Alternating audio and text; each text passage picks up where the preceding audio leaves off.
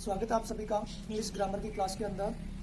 पिछली क्लास में हमने सब्जेक्ट, वर्ब और ऑब्जेक्ट का पता कैसे लगाया जाए इसके बारे में जान लिया था, और आज हम उसी सब्जेक्ट, वर्ब और ऑब्जेक्ट के आधार पे हिंदी के जो सेंटेंस होते हैं उनको इंग्लिश में ट्रांसलेट करने वाले हैं।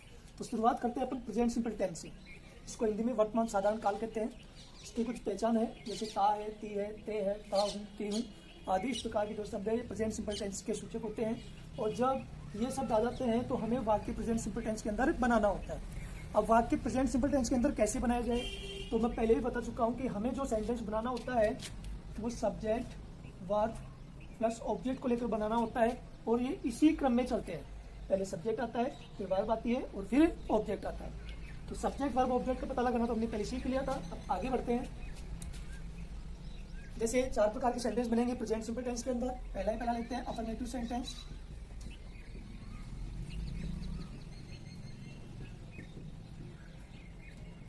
जिसको हिंदी में सकारात्मक वाक्य कहते हैं। 4 प्रकार के इसमें वाक्य बनते हैं, अफर्मेटिव, नेगेटिव, इंटरोगेटिव और इंटरोगेटिव नेगेटिव। तो हम चलते हैं अफर्मेटिव सेंटेंस की तरफ। तो इसमें क्या है, अफर्मेटिव सेंटेंस के अंदर क्या है, इसके अंदर जो सब्जेक्ट होता है उसको 2 भागों में बांट दिया जाता है, एक सिंगुलर सब्जेक्ट में और एक प्लूरल सब्जेक्ट में। तो दोनों के साथ हमें वर्ब में थोड़ा सा चेंज करना होता है। वो क्या चेंज करते हैं वो देखते हैं। जैसे या तो एस या ई एस का प्रयोग होता है, या फिर मेन वर्ब की फर्स्ट फॉर्म का प्रयोग होता है। तो जो मेन वर्ब में एस या ई एस होती है, मेन वर्ब में एस या ई एस का जो प्रयोग होता है is used with he, she, it, या फिर कोई सिंगुलर नाउन हो, या फिर कोई सिंगुलर नाउन हो तो उसके साथ अपन मेन वर्ब में एस या ई एस का प्रयोग करेंगे। और एस या ई एस का प्रयोग कब करते हैं, ई एस का प्रयोग कब करते हैं, एस का प्रयोग कब करते हैं, ये मैं पहले वाले वीडियो में बता चुका हूँ। आगे जो मेन वर्ब की जो फर्स्ट फॉर्म होती है, जो बेस फॉर्म होती है, उसका प्रयोग हम आई, वी, यू, दे और प्लूरल नाउन के साथ करते हैं, और प्लूरल नाउन के साथ करते हैं। तो इस प्रकार से सिंगुलर नाउन और प्लूरल नाउन, सिंगुलर नाउन के साथ हम ऐसे एस का प्रयोग करेंगे और प्लूरल नाउन के साथ हम मेन वर्ब की फर्स्ट फॉर्म का प्रयोग करेंगे। तो ये हमें याद होना चाहिए कि यदि वाक्य के अंदर जो सब्जेक्ट है जो करता है वो सिंगुलर सब्जेक्ट के अंदर आता है तो हमें उसमें एस या एच का प्रयोग करते हैं। तो उदाहरण के द्वारा हम देखते हैं कि कैसे करते हैं। तो सबसे पहले तो अपन इसका स्ट्रक्चर बना देते हैं। सब्जेक्ट प्लस मेन वर्ब में एस या E S plus object plus other word.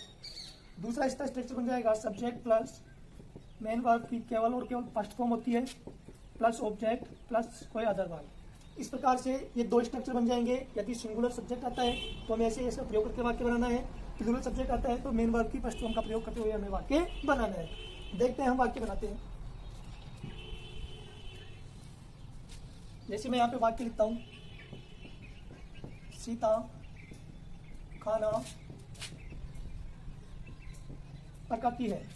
Sita खाना पकाती है, तो इसकी वर्ब पता है, पहचान को हटाने के बाद तो सब बचेगा, ना जोड़ेंगे तो पकाना इसकी वर्ब हो जाएगी। क्या पकाती है, खाना पकाती है तो ऑब्जेक्ट हो जाएगा।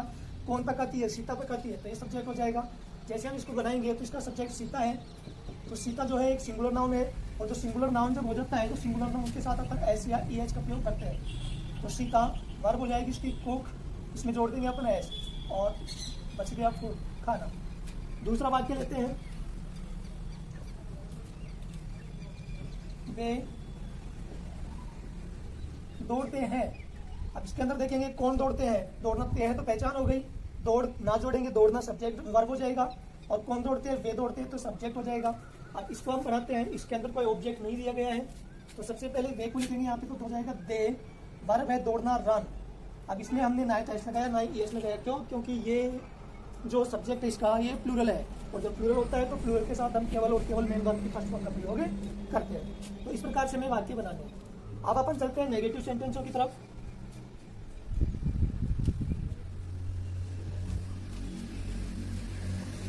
अब अपन बनाते हैं नेगेटिव सेंटेंस। इसे हिंदी में कहते हैं नकारात्मक वाक्य।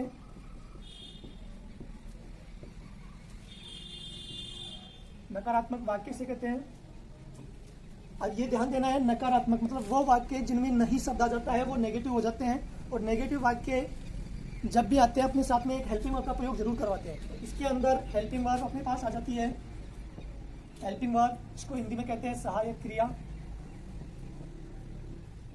तो जो हेल्पिंग वर्ब होती है वो आ जाती है अपने पास डू या डज। अब यहाँ पे भी अपने पास हेल्पिंग वर्ब दो आई है, प्लस नेगेटिव है तो इनके साथ नोट जुड़ जाता है। तो डू या डज दो हेल्पिंग वर्ब आई है, दो ही भागों में अपने सब्जेक्ट को डिवाइड किया गया है। तो अगर फर्स्ट फॉर्म आ रही है तो फर्स्ट फॉर्म प्लूरल के साथ करेंगे, ऐसे ऐसा रहा है तो इसका प्रयोग अपन सिंगुलर के साथ करेंगे। और अपना जो स्ट्रक्चर रहेगा वो वही रहेगा, सब्जेक्ट वर्ब ऑब्जेक्ट। यदि कोई नई चीज हमारे सामने आती है जैसे हेल्पिंग वर्ब वगैरह या नोट वगैरह, कोई नेगेटिव वर्ड वगैरह, तो उनको अपन सब्जेक्ट और वर्ब दोनों के बीच में रख देते हैं। तो इसका जो स्ट्रक्चर बनेगा वो बनेगा सब्जेक्ट प्लस हेल्पिंग वर्ब, यहाँ पे आ गई डू या डज, साथ में आ गया नोट, प्लस उसके बाद मेन वर्ब की फर्स्ट फॉर्म का प्रयोग हमें करना है, फिर ऑब्जेक्ट और फिर लगाने हमें अदर वर्ब। तो ध्यान दे लेना है, वर्ब नेगेटिव के अंदर हमें केवल फर्स्ट फॉर्म का प्रयोग करना है, क्योंकि पहले से यहाँ पे ऐसे यस लगा हुआ है या फिर नहीं लगा हुआ है, दोनों परिस्थितियों में हमें हेल्पिंग वर्ब का प्रयोग करना है और साथ में मेन वर्ब की केवल फर्स्ट फॉर्म का प्रयोग करना है।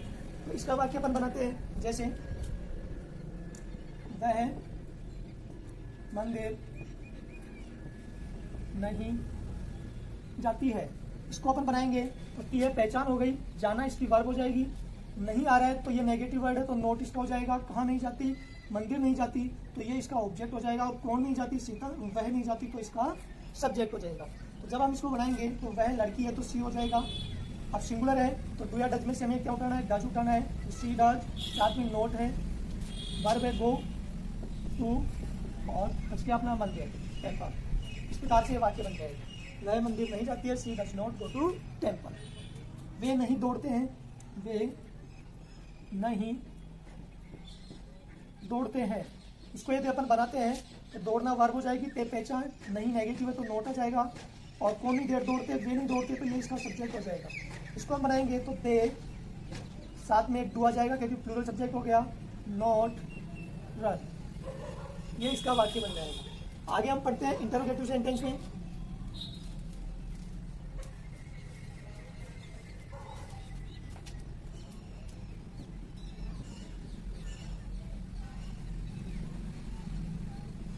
इंटरोगेटिव सेंटेंस, प्रश्नवाचक वाक्य। प्रश्नवाचक वाक्य, तो जो इंटरोगेटिव जो सेंटेंस होता है, जो प्रश्नवाचक जो वाक्य होते हैं, इनमें दो प्रकार से प्रश्न पूछे जाते हैं। एक तो पूछा जाता है हेल्पिंग वर्ब से और दूसरा पूछा जाता है WH वर्ड से। तो दो प्रकार से प्रश्न पूछे जाते हैं, ये दो प्रकार से बनते हैं, ये दो प्रकार से बनते हैं। पहला WH वर्ड हो गया, और जो दूसरा है वो हो गई हेल्पिंग वर्ब से, अर्थात डू या डज से। तो कब बनते हैं ये देख लेते हैं। हेल्पिंग वर्ब से कब बनते हैं पहले ये देखते हैं। यदि वाक्य की शुरुआत क्या वर्ड से हो तो वाक्य हेल्पिंग वर्ब से बनाते हैं। वाक्य हेल्पिंग वर्ब से कब बनाते हैं, जब वाक्य की शुरुआत क्या शब्द से हो जाए, अर्थात जैसे हिंदी का कोई सेंटेंस आए और उसकी शुरुआत में ही क्या शब्द लगा हुआ आ जाए, तो उस परिस्थिति में हम उस वाक्य को हेल्पिंग वर्ब से बनाएंगे। दूसरा क्या WH वर्ड से कब बनता है, यदि वाक्य के बीच में कब, कौन, कहाँ, कैसे आदि शब्द आ जाए तो वाक्य WH वर्ड से बनता है। अब WH वर्ड तो आप जानते ही होंगे, what, where, when, why, how, इस प्रकार के जो WH वर्ड है, अगर वो बीच में आ जाते हैं तो हम उस वाक्य को WH वर्ड से बनाते हैं। अब इसका अपन स्ट्रक्चर लिख लेते हैं। तो इसका जो स्ट्रक्चर होगा वो स्ट्रक्चर होगा, सबसे पहले WH वर्ड प्लस उसके बाद हेल्पिंग वर्ब, उसके बाद सब्जेक्ट, उसके बाद मेन वर्ब, उसके बाद ऑब्जेक्ट, और उसके बाद अदर वर्ड, और अंत में आएगा क्वेश्चन मार्क। अब यहाँ पे हमें देख लेना है कि यदि अपना वाक्य WH वर्ड से शुरू हो रहा है तो हमें ये पूरा का पूरा स्ट्रक्चर काम में लेना है, यानी कि WH के साथ में हमें हेल्पिंग वर्ब का भी प्रयोग करना है। और यदि अपना वाक्य हेल्पिंग वर्ब से शुरू हो रहा है तो फिर हमें इस WH वर्ड की आवश्यकता नहीं पड़ेगी, हमारा वाक्य अपन यहीं से स्टार्ट करने वाले हैं। चलिए देखते हैं, बनाते हैं वाक्य। जैसे क्या यह सड़क जयपुर जाती है, क्या यह सड़क जयपुर जाती है। तो यहाँ पे जिस वाक्य की शुरुआत हुई है क्या शब्द से, तो जब क्या शब्द से हुई है तो सीधी सी बात है अपना वाक्य हेल्पिंग वर्ब से बनने वाला है। तो यह इसकी पहचान है जो प्रेजेंट सिंपल टेंस है, और प्रेजेंट सिंपल की हेल्पिंग वर्ब डू या डज होती है। तो क्या यह सड़क इसका सब्जेक्ट है, जयपुर ऑब्जेक्ट हो जाएगा, जहाँ इसकी ये वर्ब हो जाएगी। तो यहाँ पे अपन लिखेंगे सड़क के अनुसार डू या डज में से सिंगुलर है तो डज का प्रयोग यहाँ पे करेंगे। डज यह सड़क को लिखेंगे, दिस रोड वर्ब लिखेंगे ले टू जयपुर। ये वाक्य किसका बनेगा।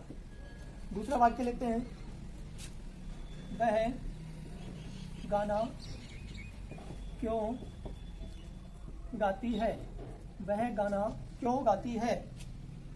तो क्यों बीच में आ गया तो वाई हो जाएगा यहाँ पे, वाई WH से स्टार्ट करना है, पूरा स्ट्रक्चर काम में लेना है। हेल्पिंग वर्ब वह के अनुसार, डज सी वर्ब हो जाएगी सिंग सॉन्ग, ये इसका वाक्य बन जाएगा। तो इस प्रकार से हमें हेल्पिंग वर्ब और WH वर्ड से वाक्य बनाने हैं। यदि सिंगुलर सब्जेक्ट आ रहा है तो हमें डज का प्रयोग करते हुए वाक्य बनाना है, और अगर प्लूरल सब्जेक्ट आ रहा है तो हमें डू का प्रयोग करके वाक्य बनाना है। अब आगे चलते हैं अपन इंटरोगेटिव नेगेटिव सेंटेंस में।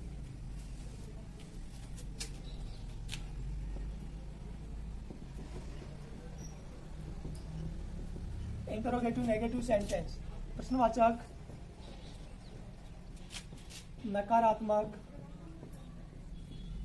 वाक्य।